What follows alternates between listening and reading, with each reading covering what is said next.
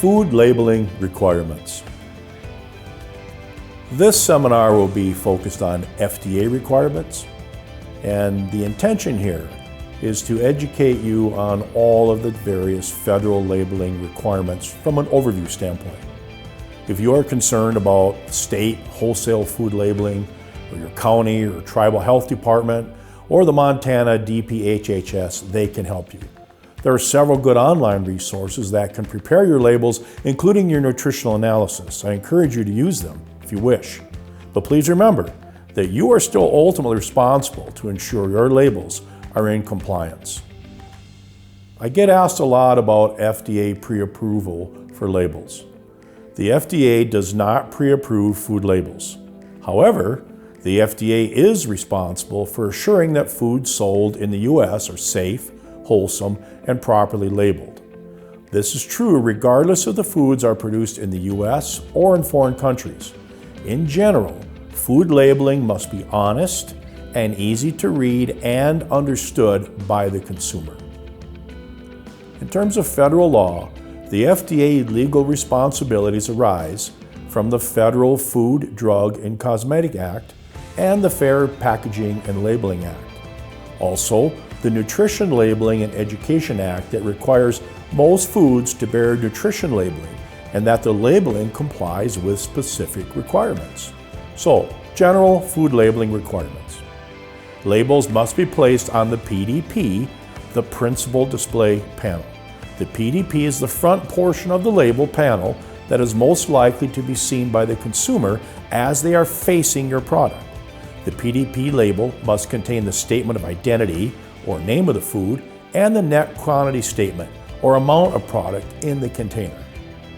There are requirements for the label size and type size and prominence. There is also an information panel. It must be located to the right of the PDP as displayed to the consumer. Here is an example of a proper PDP.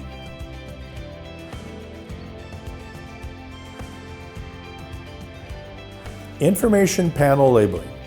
The required information must be placed together without any intervening material.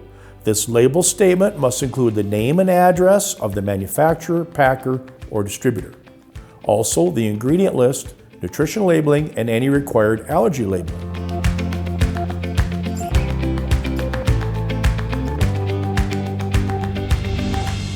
Now we're coming to answers to common questions that I get. The name should be the common name used for the product, and it should not be misleading. This does not mean brand name. The form of the food must be on the label if the food is sold in different optional forms, such as sliced or unsliced. That information must be on the label. If necessary, a country of origin statement must be conspicuous. If foreign language is used anywhere on the label, all required statements must be in both English and that foreign language. Beverages.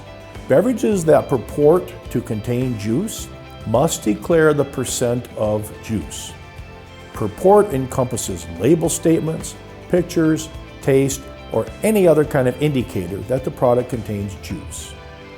Only beverages that contain 100% juice can be called juice.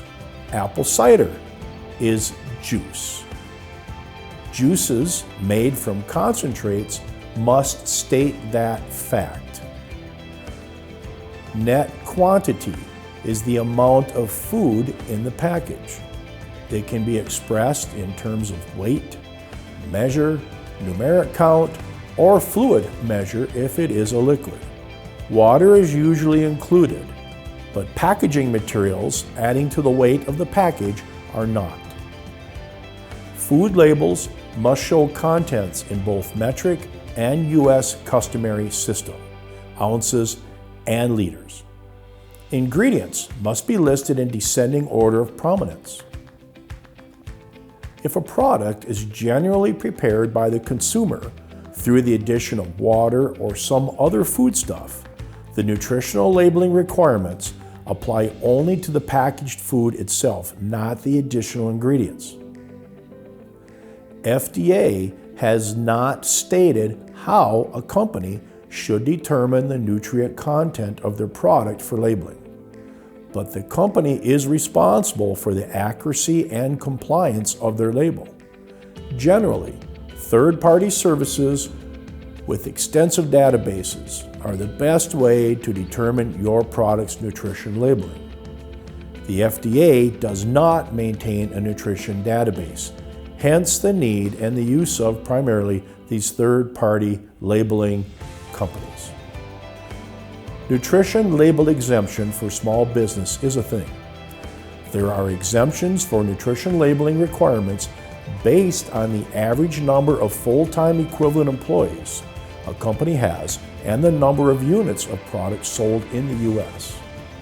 Basically, it's a small business exemption. But a nutrition claim cannot be made on the label, or that exemption is lost. Details can be found in the FDA Food Label Guidelines document. Here is a picture of what that document looks like.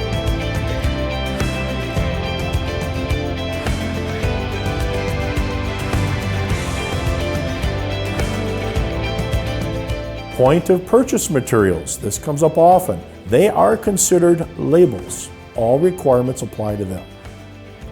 Label laws apply to all categories of retail sale, including online. Correcting label mistakes is allowed so long as the sticker or correction does not cover other mandatory labeling and it will not come loose.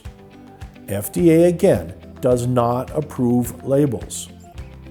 The acronym RACC means Reference Amounts Customarily Consumed and is an extensive list maintained by the FDA for serving sizes. Your third-party label provider will have that information.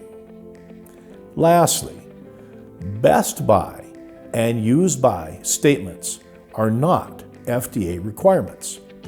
Best By is a quality statement and Used By is a cautionary statement, and both are determined by the manufacturer. The only exception to this is baby food and baby formula, where a Used By is required to ensure the nutrient level described on the label is maintained. Lastly, the USDA is promoting a Best If Used By statement to indicate peak flavor and quality.